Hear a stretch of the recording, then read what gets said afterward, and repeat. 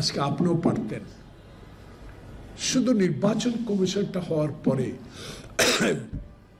সকল দলকে নিয়ে যারা রাস্তায় ছিল, যারা গণতন্ত্রের জন্য লড়াই করেছে, যারা গণতন্ত্রের কথা বলেছে, যারা সংবাদপত্রের স্বাধীনতার কথা বলেছে, যারা ফ্যাসিস্টের বিরুদ্ধে কথা বলেছে, যারা লুটের বিরুদ্ধে কথা বলেছে, যারা সিন্ডিকেটের বিরুদ্ধে কথা বলেছে, যারা আইন শৃঙ্খলা রক্ষার কথা বলেছে, যারা দ্রব্যমূল্যের ঊর্ধ্বগতি রোধে দাবি পেশ করার পর গুলি খেয়েছে, জেলে গেছে, তাদেরকে নিয়ে আপনি দেশে একটি নির্বাচন দিয়ে দিতে পারতেন।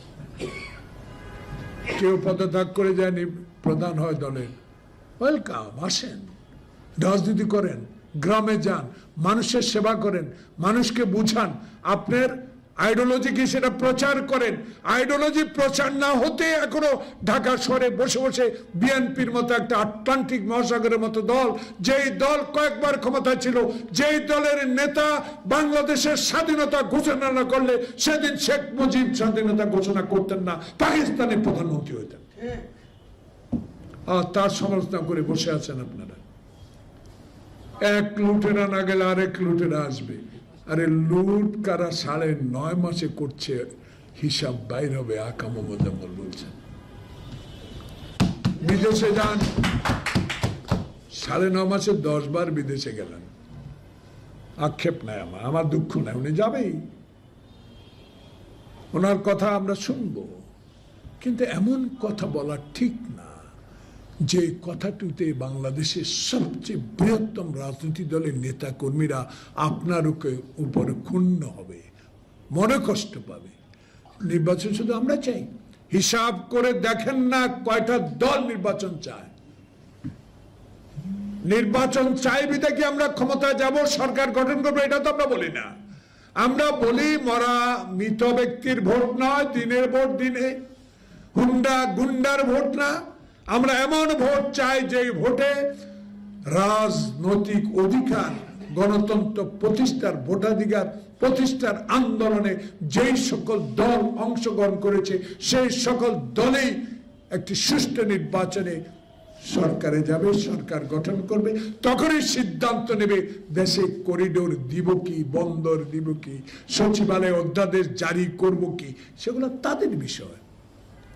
আপনাকে নিয়মিত কাজ করার জন্য আমরাও ক্ষমতায় বসিয়েছি, সকলে মিলে, আমরা না। তা আপনার কাছে তো অনেক আশা, সে আশা চূর্ণ বিচ্ছিন্ন করে দিচ্ছে কারা, তাদেরকে খুঁজে বের করতে হবে। তাই বিএনপি বলে এখনো যারা সরকারে বসে আরেকটি রাজনৈতিক দলকে সহায়তা করে তাদেরকে উপদেষ্টা পরিষদ থেকে পদত্যাগ করতে হবে। সেটা না করে সুষ্ঠু নির্বাচন হবে কি করে? সারা বাংলাদেশে কেন আওয়ামী প্রেতাত্মারা এখনো সোচ্চার, এদের বিরুদ্ধে রুখে দাঁড়াতে হবে। যাক, আমি শুকরিয়া আল্লাহর দরবারে গতকালকে হাসিনার বিচার কার্য শুরু হয়েছে, আমি খুশি। রাজনৈতিক কর্মী হিসেবে সবাই খুশি হওয়া উচিত। বিচার করেন, আমরা তো বিচার চাই, আওয়ামী লীগের নিষিদ্ধ জনগণও চায়, কিন্তু এরই ফাঁকে বিএনপিকে মাইনাস করার যদি কোনো হীন প্রচেষ্টা আপনাদের মধ্যে থেকে থাকে, তার বিরুদ্ধে লড়াই করার জন্য তারেক রহমানের হাজারো লক্ষ কর্মী প্রস্তুত। কেউ বাধা দিলে সে বাধা মানবে, কারণ হাসিনা রক্ত চক্ষু উপেক্ষা করে যারা কারাগারে ছিলাম, আয়নাঘরে ছিলাম, নির্যাতন সহ্য করেছে, হাজারো মামলা মাথা নিয়ে কোর্টের বারান্দা না খেয়ে দাঁড়িয়েছিলাম, তাদের ভয় আর কিছু নাই। তাদের আশা বাংলাদেশে একটি নিরপেক্ষ নির্বাচনের মধ্যে দিয়ে এমন একটি রাজনৈতিক দল ক্ষমতা আসুক যারা জনগণের সেবা করবে, গণতন্ত্রকে মাথার উপর রাখবে, সংবিধান রক্ষা করবে, সংসদকে সার্বভৌমত্ব ফেরত দিবে এবং বিচার বিভাগের স্বাধীনতা ফেরত দিবে। সবাইকে ধন্যবাদ। আসসালাম।